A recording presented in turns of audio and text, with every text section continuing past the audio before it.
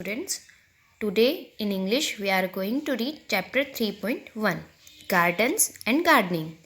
Half of this chapter we have read already in our first part, and today in the second part of this video we will read the remaining half chapter. Okay, so let's start.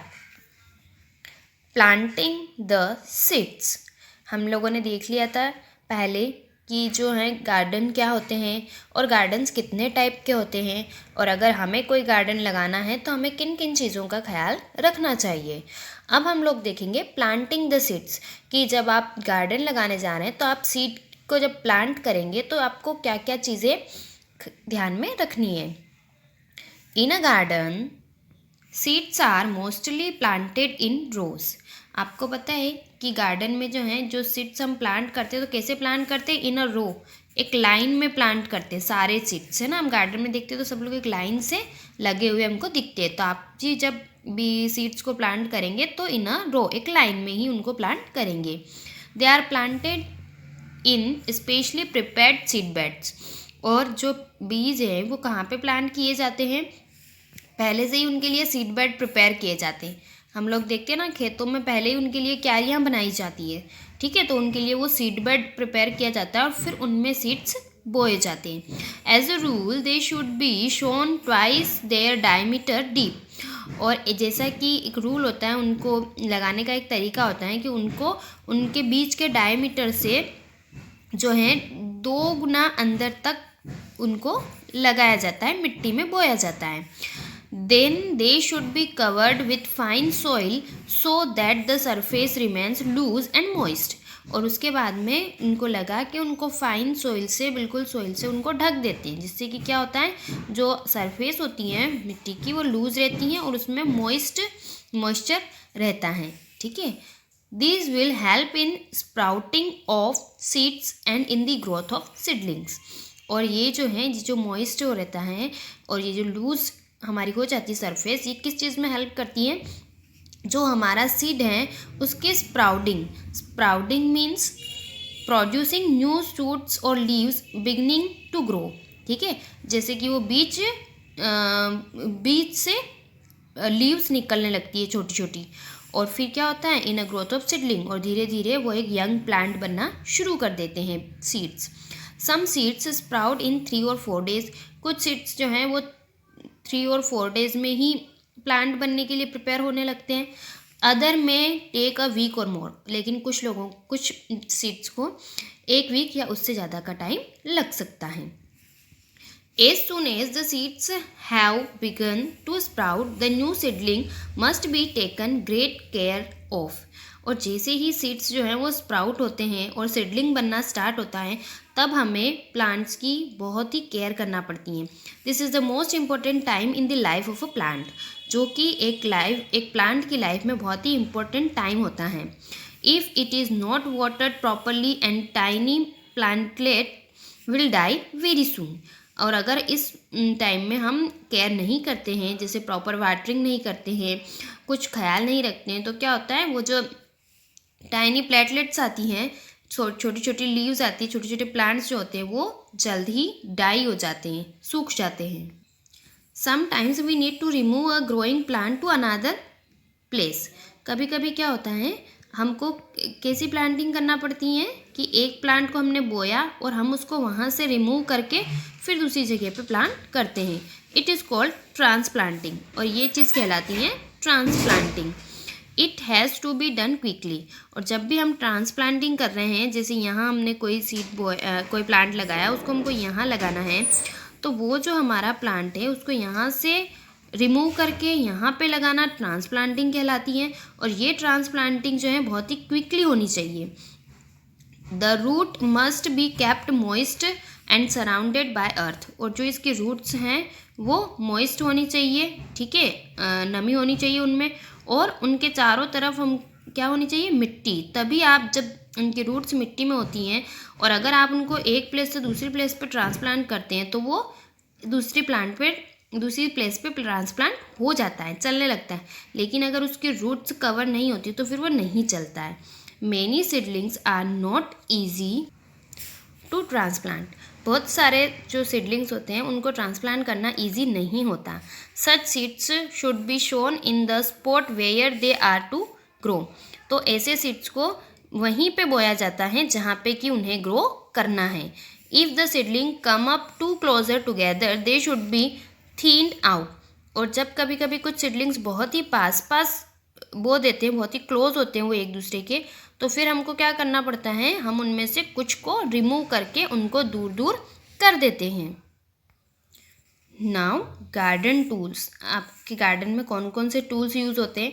The spade, the fork, the rake and the hoe are the basic garden tools.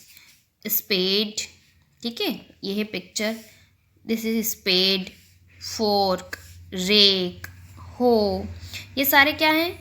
ये basic garden tools हैं। Means आप अगर garden लगाना चाहते हैं तो आपके पास में ये सारे टूल्स होने चाहिए। इनके अलावा भी बहुत सारे टूल्स होते हैं जैसे कि shears, rake, lawn mower, wheelbarrow and watering can. There are various types of spades. Spades भी बहुत टाइप्स के होते हैं। They are all used for digging. और स्पेड से हम क्या करते हैं? डिगिंग, खोदने का जो काम होता है वो स्पेड से किया जाता है। They should have clean sharp edges so that we can cut the soil easily. और जो आपका स्पेड होता है वो कैसा होना चाहिए? क्लीन, और उसके जो एजेस हैं वो शार्प होना चाहिए, उस बहुत ही नुकीला होना चाहिए, जिससे कि क्या हो, आप इजीली मिट्टी को कट कर पाएँ।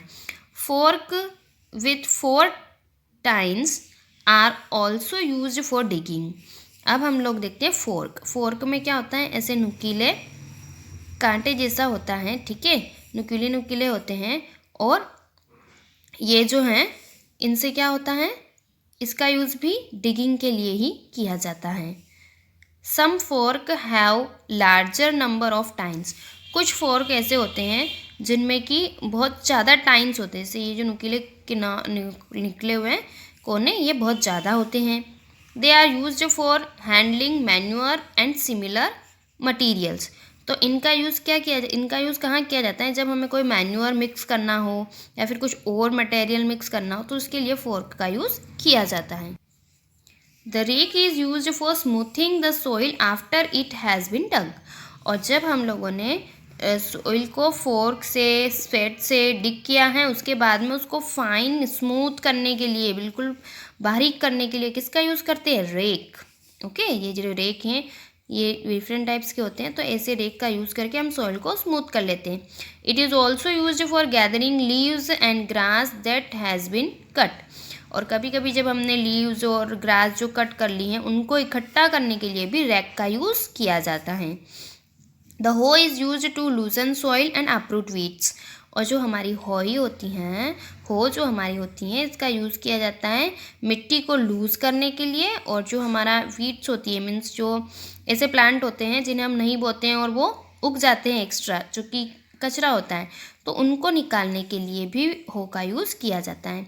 There are various types of hoe भी बहुत डिफरेंट टाइप्स की होती हैं। The most common is the Dutch hoe. जो मोस्ट कॉमन है वो है Dutch hoe. It has to be pushed as it has its blade sticking out forward. इसको क्या किया जाता है? पुश किया जाता है, और इसकी जो ब्लेड होती हैं आगे की वो क्या करती हैं? वो स्टिकिंग फॉरवर्ड आगे आगे चलती रहती हैं, और इससे क्या होता है, फिर मिट्टी लूज होती जाती है और जो वीड्स से वो बाहर निकल जाती हैं। Some hoes have to be pulled as they have their blade sticks in the backward. और कुछ हो जो ऐसी होती हैं जिनमें कि जो उनका स्टिक ब्लेड्स होती हैं वो इनको जब पीछे की तरफ हम पुल करते हैं तब वो पीछे आती हैं और फिर उनसे मिट्टी लूज़ होती है और जो वीड्स हैं वो बाहर निकलती हैं। तो डच ये हो जो हैं ये भी डिफरेंट टाइप्स की होती हैं। If you have a big lawn in your garden a lawn mower will be necessary. और अगर आपके गार्डन में बहुत बड़ा लॉन है, ठीक है, lawn means ground covered with fine grass specially in front of house. हमारे हाउस के सामने जो बहुत बड़ा सा एरिया होता है जो कि ग्रास से कवर होता है, छोटी छोटी ग्रास से, तो अगर आपका ऐसा गार्डन है तो आपको लॉन मूवर की ज़रूरत पड़ेगी। But for a small patch of grass you can use shears। और लेकिन अगर आपका छोटा सा थोड़ी सी जगह में ही आपने ग्रास लगा रखी हैं तो उसके लिए आप shears का यूज़ कर सकते हैं। It's a lawn mower and it is a shears। तो अगर छोटा गार्डन है तो आप shear का यूज़ करके ग्रास को कट कर सकते हैं, लेकिन अगर आपके पास में बड़ा गार्डन है तो फिर आपको लॉन मूवर से ग्रास को कट करना पड़ता है, ठीक है। क्योंकि हमें पता है कि ग्रास जब मैदान में उगाते तो छोटी छोटी ही रखते, उसको ज़्यादा बड़ा नहीं होने देते, तो उसको टाइम टाइम पे कट करना पड़ता है। इसके लिए हम या तो लॉन मूवर का यूज़ करेंगे फॉर कटिंग ग्रास, या फिर अगर छोटा गार्डन है तो शेयर की हेल्प से भी हम ग्रास कट कर सकते हैं। They are like an enormous pair of scissors. और जो शेयर्स और लॉन मोवर होते हैं, इनका मतलब है ये एक बहुत ही ज़्यादा, जैसे कि बहुत सारी सीजर्स हो उस टाइप से ये काम करते हैं। There are shears for cutting hedges also. और शेयर्स का यूज़ जो है हैजेस कट करने के लिए भी किया जाता है, उनके जो किनारे होते हैं ऊपर के, ठीक है, उन चीज़ों को कट करने के लिए भी शेयर की हेल्प से कर सकते हैं। They have thicker blades and strong handles. उनकी जो ब्लेड्स होती हैं वो बहुत ही ठीक होती हैं और हैंडल्स भी बहुत ही स्ट्रॉन्ग होते हैं, जिनकी हेल्प से हम बड़े बड़े प्लांट्स भी हम देखते हैं तो उनको भी हम कट कर सकते हैं। उनकी भी जो कुछ ब्रांचेस होती हैं तो उनको भी ब्रांचेस भी हम कट कर लेते हैं शेयर्स की हेल्प से। Metal tools should be cleaned, oiled and hung up after they have been used। और आप जब यूज़ करते हैं तो आपको पता है ये सारे टूल्स जो हैं वो मेटल टूल्स होते हैं, तो इनको यूज़ करने के बाद में हमें क्लीन करना है, साफ़ करना है और इनको ऑयल करना है, ठीक है, ऑयलिंग भी करनी है, और फिर उसके बाद में इनको कहीं पे हमको अच्छे से रख देना है। Cutting tools must have their cutting edges sharpened from time to time. और जो कटिंग टूल्स होते हैं उनके जो एजेस होते हैं, उनके जो किनारे होते हैं जो कि बहुत ही शार्प होते हैं, तो उनको भी टाइम टाइम पे उनको शार्प करना है, क्योंकि जब हम उनका यूज़ करते हैं तो वो कैसे हो जाते हैं, वो थोड़े से ब्लंट हो जाते हैं, तो हमें उनको शार्प टाइम टू टाइम करना है। They should be greased before they are stored. और जब आप उनको रख रहे हैं तो उन्हें ग्रीस करके अच्छे से रखें। A watering can and a wheelbarrow are also useful gardening equipments। और जो वाटरिंग कैन है हमारी, ठीक है, और हमारा व्हील बैरो, ये दोनों चीज़ें भी एक इम्पोर्टेंट गार्डनिंग इक्विपमेंट है। इनका क्या यूज़ है? You can have a pair of rubber boots to work on muddy ground. और आपके पास में रबर बूट्स भी होने चाहिए, है ना। Rubber boots are like this, ये सारे रबर बूट्स हैं, है ना। तो ऐसे रबर बूट्स आपके पास होना चाहिए ताकि जो मडी फील्ड होता है, जो एरिया होता है, आप उसमें भी अच्छे से चल पाएँ। A pair of gardening gloves can be useful to protect the hands and to keep them clean. और इसके साथ साथ आपके पास में क्या होने चाहिए? ग्लव्स, ठीक है, गार्डनिंग ग्लव्स भी आपके साथ होने चाहिए ताकि आपके हाथों को भी क्लीन रखा जा सके। It has been said that one is near God's heart in a garden than anywhere else in the world। और ये कहा जाता है कि भगवान के दिल के जो सबसे करीब हैं वो क्या चीज़ है? गार्डन, ठीक है। दूसरी वर्ल्ड में ऐसा कोई प्लेस नहीं है जो गॉड के हार्ट के इतना करीब है जितना कि ये गार्डन गॉड को पसंद होता है। And if the garden is one of your own it is no less than paradise itself. और अगर आपका खुद का एक गार्डन है, आपने खुद को उसको लगाया है, तो आपका गार्डन किसी स्वर्ग से कम नहीं है। Grow a garden of your own and you will know what a store of peace and pleasure lies there in. आप खुद का एक गार्डन लगाइए, ठीक है, और फिर आप देखना कि आपको कितनी शांति महसूस होती है और कितनी खुशी आप लोगों को मिलती हैं। Okay, so here our chapter has completed। I hope now you have known about garden and gardenings. Thank you.